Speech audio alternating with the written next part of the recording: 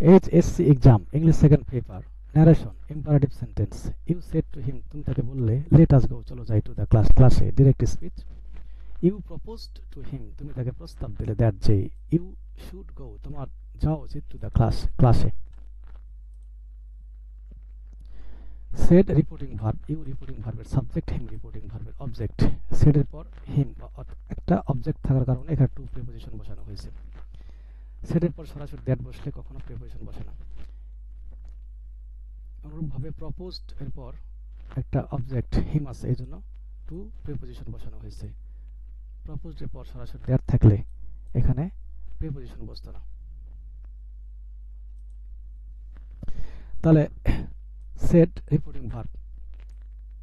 you reporting verb subject him reporting verb object you said to him reporting speech or close let us go to the class reported speech or close let দিয়ে শুরু imperative sentence indirect করার সময় you subject কোনো পরিবর্তন নেই said to পরিবর্তে proposed to let us প্রস্তাব বোঝানোর জন্য এখানে proposed to him অবজেক্ট কোনো পরিবর্তন নেই let এর জন্য that তাহলে ইউ কোথা থেকে আসলো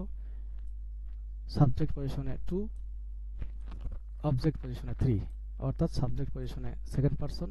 অবজেক্ট পজিশনে থার্ড পারসন তাহলে কি ইউ তাহলে শুড লেট আস প্রস্তাব বোঝাচ্ছে এজন্য শুড এর পর ভি1 এখানে গো এর জায়গায় যে কোনো ভার্ব থাকলে তার ভি1 হবে এখানে গো টু দ্য ক্লাসে ইউ প্রপোজ টু হিম তুমি তাকে প্রস্তাব দিলে দ্যাট যে ইউ শুড গো তোমার যাওয়া উচিত টু দ্য ক্লাসে ইউ যদি সেকেন্ড পারসন সিঙ্গুলার নাম্বার হয় অর্থ হবে তুমি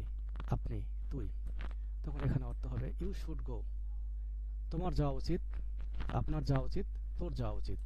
ইউ যদি সেকেন্ড পারসন প্লুরাল নাম্বার হয় অর্থ হবে তোমরা তখন এখানে অর্থ হবে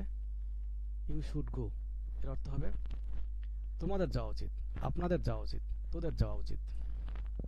এখানে থার্ড পারসন হিমের জায়গায় হার থাকতে পারে দেম থাকতে পারে দ্য বয় থাকতে পারে দ্য বয়েজ থাকতে পারে দ্য গার্ল থাকতে পারে দ্য গার্লস থাকতে পারে অর্থাৎ সেকেন্ড পারসন এবং থার্ড পারসন এর সিঙ্গুলার অথবা প্লুরাল এর যে কোনো ফর্ম থাকলে এখানে ইউ বসবে